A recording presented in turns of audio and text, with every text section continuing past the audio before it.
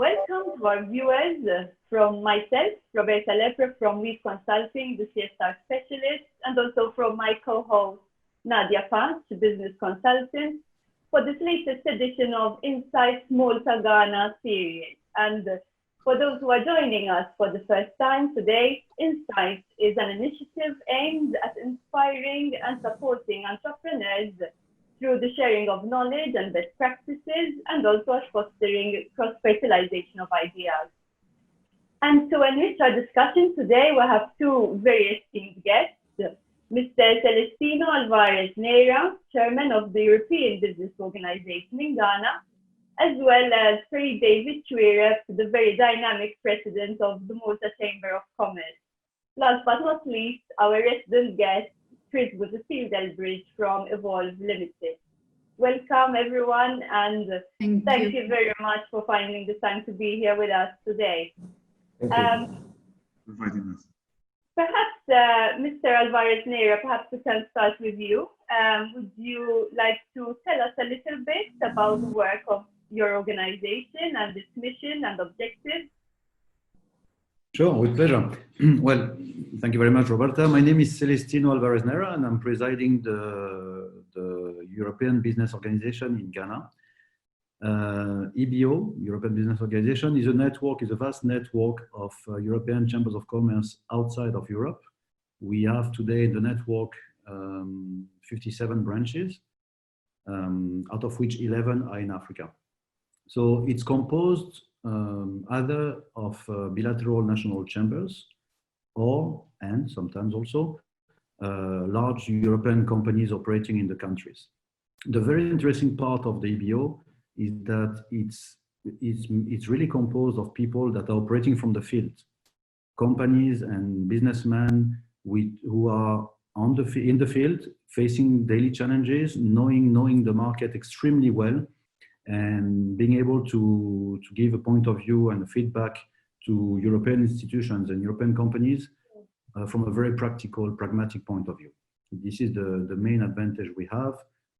In Europe, as you know, there are several European business institutions that are operating out of Europe without maybe a leg in the countries of interest. We are very much the contrary. We are present 100% in the countries of interest, and we are feeding information, practical information to European businesses in the clearest and most pragmatic and balanced way. So here in Ghana, we are a chamber of chambers. In the board, we have the chambers of commerce of countries such as France, Spain, UK still, Germany, Netherlands, Hungary, Denmark, and soon Malta, I hope, once the Chamber of Commerce of Malta in Ghana is established. And we work very closely with the European embassies which are present in this country, including, for that sake, the Embassy of Malta in Ghana. And we are assisting as much as we can in what we call commonly the economic diplomacy, generating reports, helping companies pass a message to the government of Ghana and secure businesses for them. Thank you. Impressive mandate. So a lot of work on your lap, I guess. Mr. Xuereb, perhaps for the benefit of those who are not acquainted so much with the work of the Chamber, would you like to give us just a very quick overview? Okay, thanks, Roberta. Thank you all. Nice to see you all today. Yes, the Chamber of Commerce is, of course, we call ourselves the voice of business. And when we talk about business, we do not necessarily imply revenue, money, or profits or revenue, but we also talk about the quality of life of our country that leads to sustainable business. We represent pretty much all sectors of the economy of our country and represent the largest to the smallest sizes of business organizations in Malta. We represent pretty much more than 80% of employment, if you like, people employed with business. We have we are structured in a manner which is pretty interesting.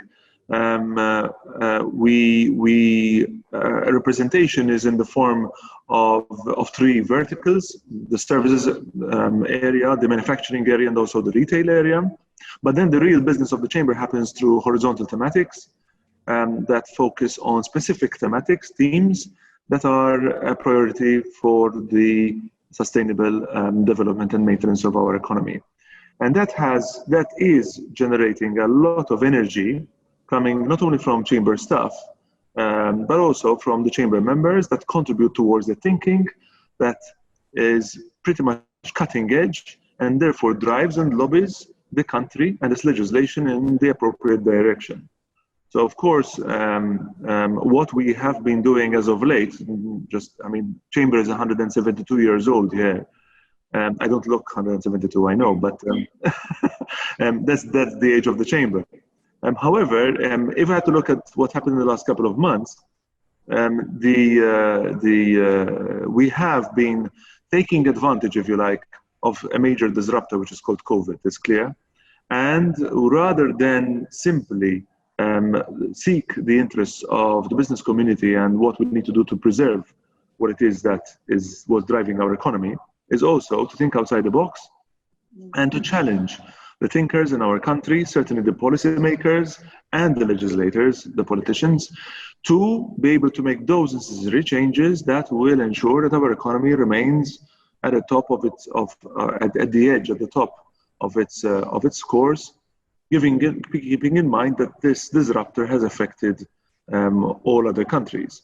So here, the Chamber of Commerce, therefore, is yes a cohort of the top business people in Malta, whether small, large, or medium, in all areas of the industry, having therefore the best melting pot of ideas to be able to promote the best suggestions and solutions that will project quality of life in our country through an improved economy. Talking about thinking outside the box and the disruption caused by COVID, I think you would agree with me that business is all about building relationships and nurturing those relationships. And obviously the pandemic has impacted our ability to do that, in the sense that we are limited as to how much we can network, how much we can interact, how much we can travel as well, looking at doing business at a cross-border level. So how does one go about doing business still in the light of these disruptions? May I say something about this?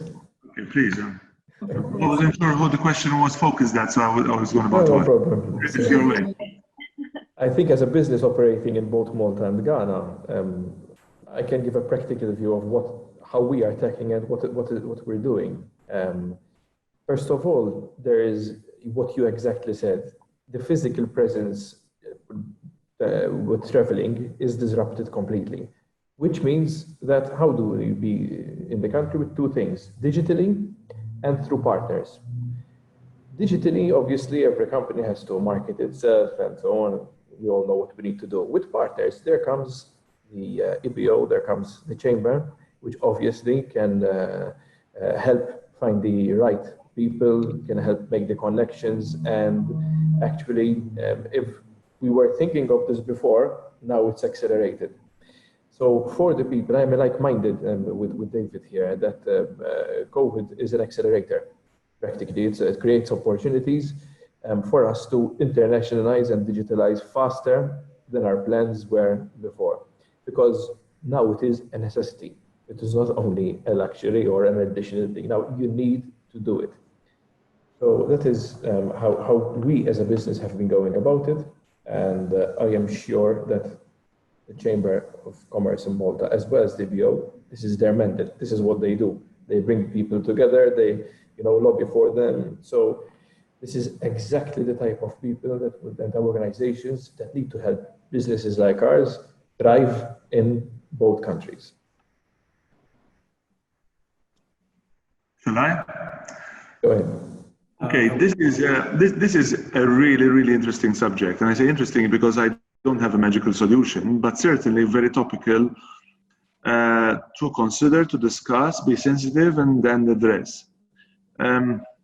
I am faced, I have to admit, I am faced with a serious number of business entrepreneurs who still yearn the ability to conduct business and close business development opportunities in the manner that we used to before COVID. And there still seems to be, probably this is not just Malta, I would assume throughout the world, still a wish and an ambition to come back to what we used to call normality in the shortest period of time. Now, whether it's because we've learned how to deal with the virus, or because we have achieved herd immunity, or because we are vaccinated and assuming that that would work. So a lot of ifs, certainly no certainties. And this is therefore our ability to live with COVID and conduct our business in a manner that is COVID friendly, if that is the term, is really a challenge. When we talk about business with other countries, including Ghana, certainly, as Chris rightfully said, not being not able to travel to the country, to interact with the people, to understand their emotions, to develop the relationship, to develop the trust that eventually would lead to a business relationship that would develop wealth and wellness to the people in both countries ultimately, is no longer possible as we knew it. Of course, we then realized that we could use Zoom, or we could use Teams or Skype or what have you. Fine. But of course, the ability to use those soft skills that we were used to, we were good at, and were part and parcel and integral to the manner with which we used to relate to each other is gone. It's the screen is a very cold environment to relate with and to.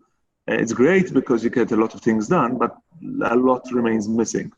So of course, the sensitivity to realize that those missing parts need to be aware. Need to be made aware of the people conducting that communication. Certainly the fact that beyond the screen, the cold screen, there's also a difference in culture, a difference on the way people use words, on people how to interact, how to interpret emotion and reaction, facial, body language. That's hard. And until such time as we actually do travel to other countries, we were going to have to be trained. And let's not kid ourselves, this is not going to come natural to us. We're going to have to train ourselves to be good at filling in those gaps by means of the skills we're able to learn in the light of the technologies and the abilities that we have available to us.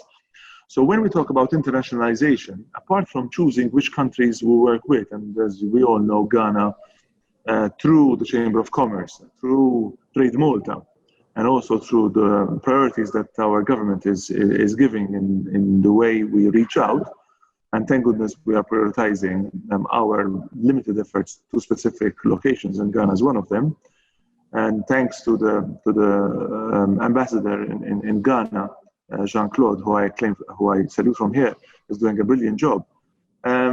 Is what is getting us to focus, but what we need to fill in now are all those other missing parts that will remain missing until such time as we're able to potentially, if ever, start traveling like we used to. And therefore, if we are sensitive, therefore we need to be humble and realize that we need help. And that help can only come through, of course, seeking the experts, understanding that we need expert support and help, collateral that will enable us to do what we used to do in a different way. And let's not assume that doing it in a slight different way, just by interacting on a Zoom call or a Teams event is going to be enough, especially when we're dealing with complicated cultures. So the Chamber is taking initiative, maybe this was the reason why you asked, the Chamber is taking initiative through its internationalization desk, not only to get countries closer to each other and get chambers of commerce closer to each other and sign MOUs. Virtually, we're doing that too. That's great.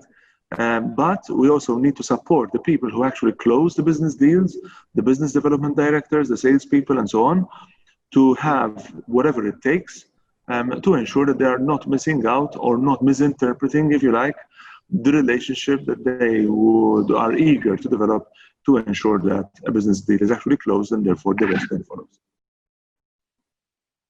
Very interesting. And Mr. Celestino, do you share the same sentiment as Mr. Xuereb? What is Yes, absolutely. Indeed. There are two aspects of it, really. There's an internal and external aspect, right? Internally, I mean, we remote working, flexible hours. This is a common practice in modern days. Now we are getting used to it more and more, and I think it's going to be here for the long run. In the workplace now we are experimenting social media, new technologies, the use of these technologies to communicate within ourselves, within a company or an institution, and that brings advantages and inconvenience, which we all know, right? We are obviously saving some cost in traveling. We are able to work with people remotely located, and we are not measured anymore. Our performance is not measured anymore in the attendance in the office. Before we were in the office from 9 to 6, and that was the unit of measure of a worker. Now we will be able, obviously, to introduce KPIs, objectives, which will have to be very, very well managed and by the people in charge. Now, culturally speaking, from an external point of view, Ghana it's actually a very important point for Ghana. Ghana, culturally speaking, is a country where people do interact a lot, where like in several Mediterranean countries as well, where these interactions are very, very important in order to establish a relationship, to reinforce a relationship. We like to meet people. We like to go out with them for lunches, dinners, drinks, visit to the offices, and that builds the relationship, which is something we're not going to be able to do, obviously, like David was saying, from a screen. Separating us, we don't feel the emotions. We lose a lot of senses, of touching, of feeling, smelling, you know, and we just adapt now to new senses, which are more hearing, listening, adapting to this new reality. So for countries where culturally speaking the contact is important, there are a lot that have this importance. Some don't. It's going to be a challenge. Now, there's another particularity in Ghana, in Africa in general, is that you often have to be present and push for things to happen. You have to keep on visiting your clients. You have to keep on visiting your suppliers or government bodies to get paper done work, to follow up constantly, daily by pushing the people. And that is becoming a big problem using Zoom, WebEx, and all these interactive tools, because people are obviously not responding as well to a screen than to a physical presence. I can assure you we have similar problems in Malta when it comes to certain departments. Things have been stalled for 6 months, so it's a common problem everywhere, I think. Might not be the same in America, maybe, where people react more to emails. There's so many different cultural differences. A British will use the humor. A Chinese, you don't close a business with a Chinese without having a heavy lunch with him. Same in Spain. So, yes. How do you close business in Ghana? Yeah, that's right. So the different cultural differences that we have to manage well, and try to, maybe we will end up having lunches in front of our computer. It's something we most probably have to adapt to, indeed. Yeah. And I share your everyone's sentiment over here, because my background is in business development, and I must say that I do miss traveling quite a lot. And indeed, most of the business deals usually used to happen outside of the office, and then the office used to sign on the dotted line when it comes to the legal framework, so to speak. So definitely I must admit, I'm finding it quite challenging, even though I don't have an issue to have a conversation over the camera. However, when it comes even just a solo, I freeze, I must admit. So when I see I have to speak on a camera on my own, I find it quite difficult and quite challenging. So perhaps even the training and the tools we look for they must be even different. The generic training, it's not about teaching one how to sell perhaps, or even the cultural aspects, yes, we can get there. But how are we going to overcome that fear? That basically it's like we're there and we need to communicate in a different way, in a different manner, whether the light is okay, and whether you're emanating this trust that you need to emanate to you behind the camera. So what do you think, which are the tools besides the Zoom and the Teams and the myriad of other platforms that are available? Which type of training? If I may on this, very super interesting observation. I cannot agree with you more. It's just that in my opinion, what we need to do, and this is what we're trying to do as a Chamber of Commerce, is again to think outside the box. Now, when there is a problem or when there's a disruption, any entrepreneur should look at that as an opportunity. Now, disruption of not able to travel, we've said, is a problem. However, there are opportunities as long as one is sensitive enough to the limitations, as you put them, Nadia, and find the solutions. Now, let's look at Malta as a small country. I'm sure it's the same in all countries. So Malta has a problem with its current economy, with its tourism, with its industry, people working from home. There are advantages and disadvantages working from home, especially when one looks at the disruption even in the way society works, but that's maybe another subject for another day, which is actually quite interesting to discuss and be sensitive to. However, when we talk about limitations or inability or lack of skills in a way when one is in front of a camera, especially if there's no audience, let alone interpreting emotion of others, especially when you're not seeing others, that's even worse, as you said. We are living in a country where some industries have a problem, have a limitation with skills like this, and there are other industries who are full of those skills and have limited amount of things to do. So the Chamber, as you might have picked up, is supporting the arts and the entertainment industry. About 1,000, now for Malta is a big number, 1,400, even up to 6,000 potential members, if you look at the part-timers and all that. These are people who, in their spare time or in their full time, spend time doing exactly what we are doing. That is, speak to a camera or engage with emotions that you're not able to see, or use senses more than others to be able to engage and be impactful. That's what these people do, of course, in an entertainment environment. And here we are in a situation where business and community and schooling and education and all those other activities that are so important to us need the skills of that part of our organization that has limited amounts of things to do for obvious reasons, social distancing and so on is not enabling them to conduct much economic activity, but have the skills to be able to enable us to be better at what we feel we are weak at. So if one thinks outside the box and one need and another need actually put together makes a win-win situation here.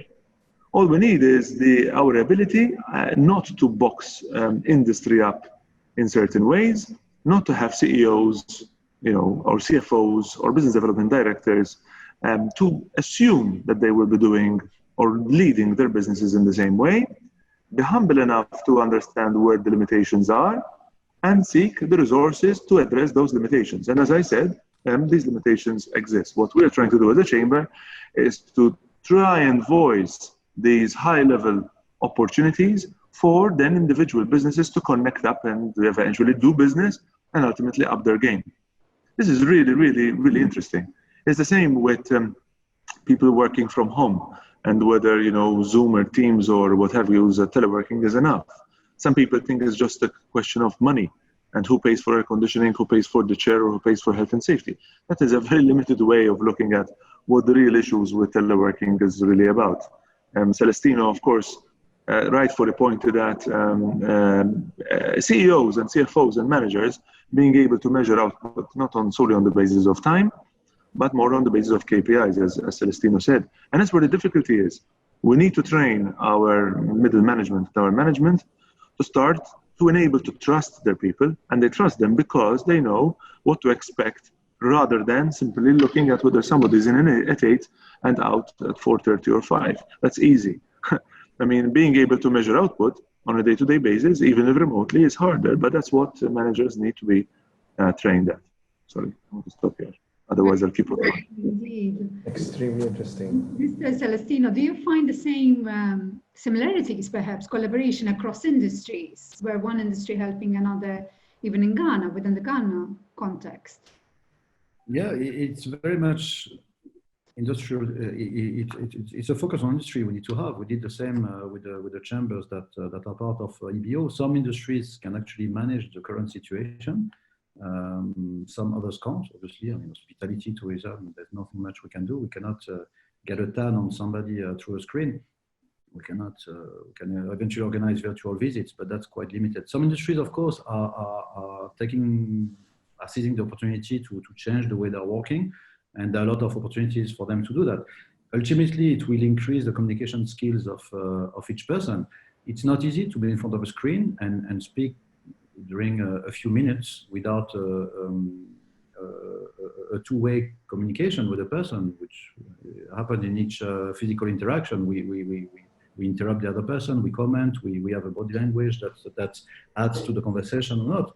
It's quite a challenge to express an idea, to push a thought to a group of people through a screen. But that's a skill that's going to have to be developed in the corporate world, and it's actually great. It's a great opportunity for all interlocutors to actually develop this skill with maybe a particular attention to what surrounds them, to the background appearance, to the body language, because now we are left with these two senses, which are hearing and the hearing and the vision. We have to capitalize on that and make the most of it. I predict that the evolution of the camera is going to be to full body.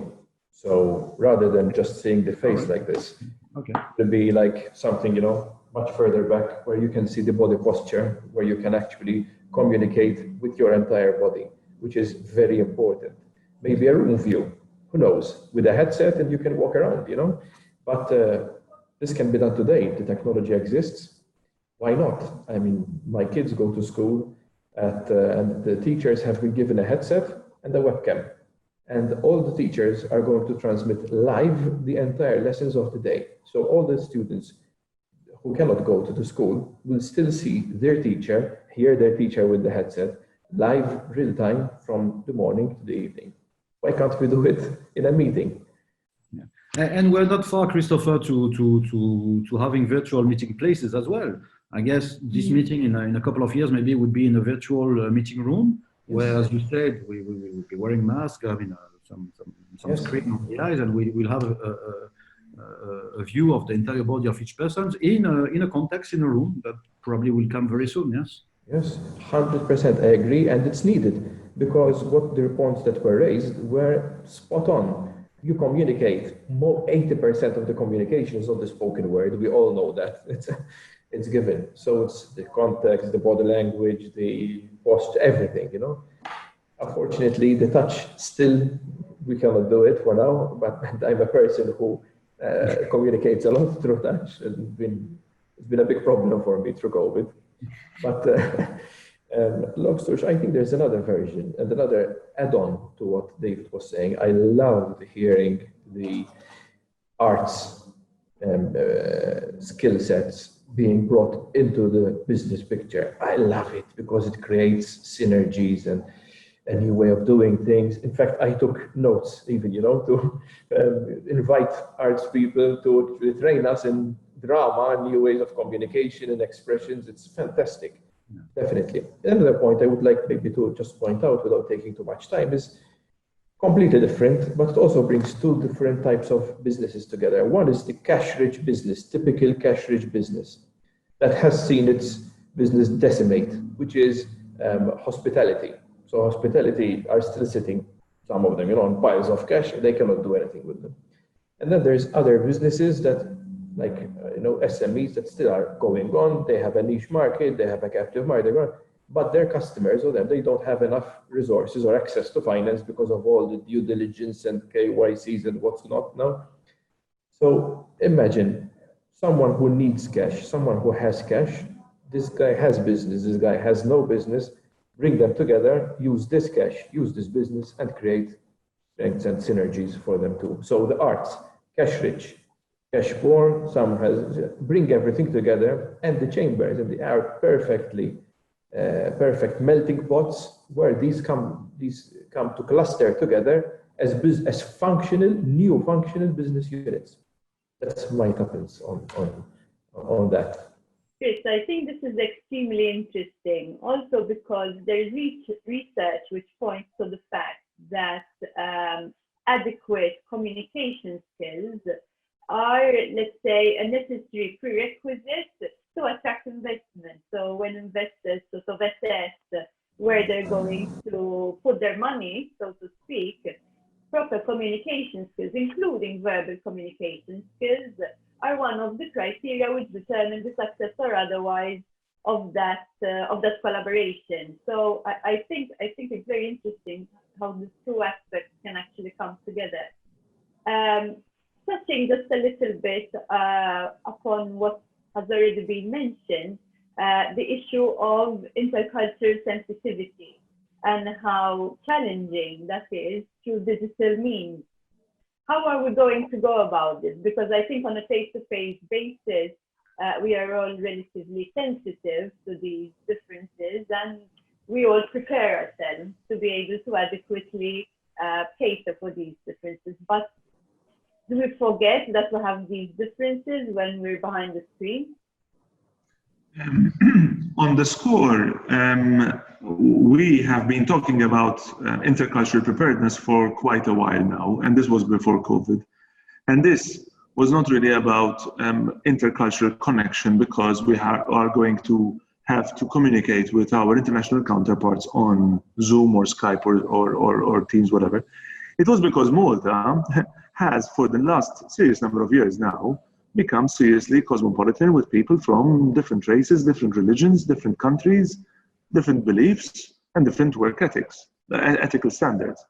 And we were, I think, as a country, too busy filling in our production lines, if you like, with people, whether they be in services, manufacturing, or retail, and not realizing that whilst we were doing that, which was good, we were not quite preparing the international person to the Maltese culture, and worse off, not preparing the Maltese to the international, to the different culture that now is forming part of one's workplace or one's entertainment space. And we, at some stage, took some, dramatic, maybe positions in trying to defend our culture as being the one and only as this way because you're in our country. The reality is that most of the inefficiencies that existed in businesses before COVID partly happened because there was a lack of teamwork, a lack of alignment, a lack of commonality and vision between the different parts of the engine, which included people who had different beliefs and different religions and different cultures. So we were pleading to government at the time to invest in systems such as this. We're also pleading to our members to invest in the need for this in their HR. Unfortunately, because we were too busy with our economy until the end of last year or beginning of this year, this was certainly very low ranking priority in what it is that we did and what actions we should take from an HR or business efficiency point of view. Clearly now, here we are, rather slow in what we do. Our economy is, of course, slower. We have time to think. We're, of course, thinking of internationalization as being a very important route to develop our economy. And, of course, talking about not only speaking to the English or to the Italians or to the Spanish, who probably are people we understand a bit more because we have had much more interaction, but we're dealing with other cultures that we need to learn how to live with and how to relate to.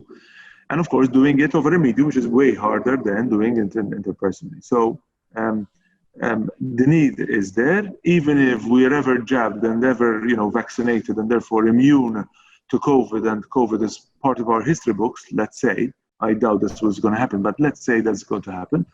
Still, the need for us to use this time to invest in the appreciation of, and in the education of, and therefore in the support of multicultural societies is actually very important. As a chamber, concluding with this, as a chamber, I have been harping on the need to have our boards and our council well represented by women. Yeah, because the chamber has historically been dominated by men, and we are making serious headway. So we have seen the serious influence of women on whatever the chamber has been doing in the last couple of months, and maybe one of the reasons why the chamber has been rather good at what it did. But now that is not enough. We are talking about chambers of commerce that truly represent the cultural, the multi-interest, if that is the term, multi-interest composition of our business community. And that does not only include women, but also includes people who are international or have different cultural beliefs, certain different religions, certainly different priorities and values. Because those today, whether we like it or not, is what it forms part of the melting pot of what our economy looks like today and what our economy will develop into tomorrow. And unless we are sensitive to address those needs and mold those needs and direct those needs and lobby appropriately, then we will lag behind, the vision and the mission, and therefore the actual objectives of our country.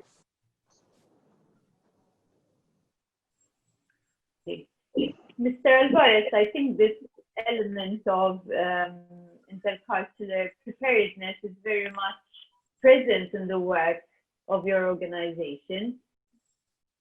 Sure, and I will concur with David in saying, well, I would like to add that Malta actually has great advantages compared to other European countries in that internationalization skills.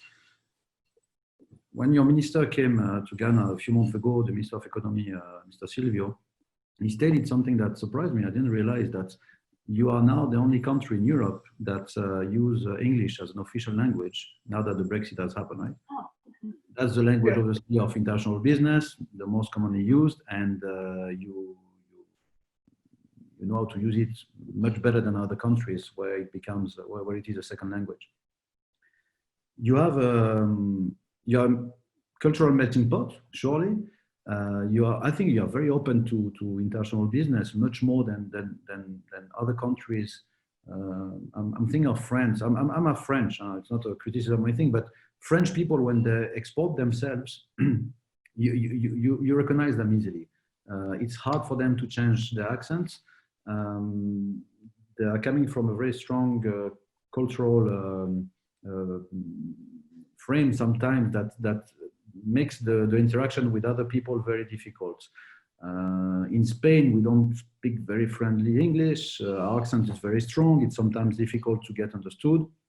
I think Malta has a very great advantage in having English as a first official language, as the official language, sorry.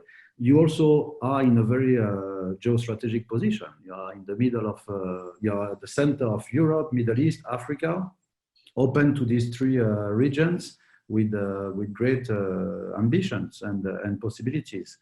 I really do believe that Malta has a card to play on that, and is probably a step ahead of other European countries in internationalizing the business. I really do. Great. What's your reaction to all of this?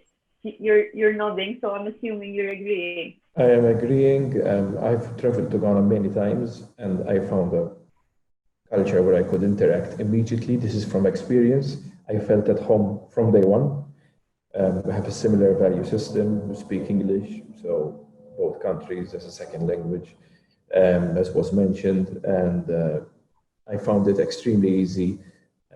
WhatsApp or messages are replied immediately, emails as well, help from authorities. I found a good representation in the High Commission. So honestly, any business that Ghana, Malta wants to do business with both countries, use each country as a stepping stone. It's there. And here we have two organizations, the IBO and the Chamber, that are central together with other organizations and our diplomatic representations that are really there to help us. I found a lot of help. Why shouldn't others? So that is really, really, I encourage everyone to look at this. Internationalization is key. I mean, we have to. we cannot stay, in one place nowadays, even if it is to spread the risk. So based on that, I think I can thank as well on my behalf for this opportunity, and it's lovely to share these thoughts and ideas, and I hope that they are of help to anyone listening to this series of programs. And you inspire most, Chris, as well, because I know that through each and every challenge you find an opportunity. And I think even as a closing remark, perhaps, thinking going forward now for most businesses, rather than let's find new ways of collaborating together. Let's, like Xuereb mentioned, and even Mr. Celestino, but basically if we find the opportunities between and across different industries, perhaps even across different countries, it's true, it's difficult and it's going to take us long. So we really need a deep, long breath, because it's not going to go away anytime soon. But rather than looking backwards, let's keep on moving forward. Small steps 100%. At the same, small little steps, but at least we're moving forward instead of backward. Perhaps a closing remark from yourself, Mr. David Xuereb. First of all, thank you for the invite. I certainly liked Chris's point about the need for internationalization. It comes natural to some, but I dare say not so natural to many. And I'm being frank and honest. And I certainly, as Chris, appeal to all of those who are listening to us to consider internationalization as a necessity. It will not be easy, and it will not be fast either. It needs time. But investment in internationalization in areas which offer help, and Ghana certainly is one of them, where Malta is very, very connected with Ghana, is a step in the right direction if one is looking at the sustainability and resilience of one's business.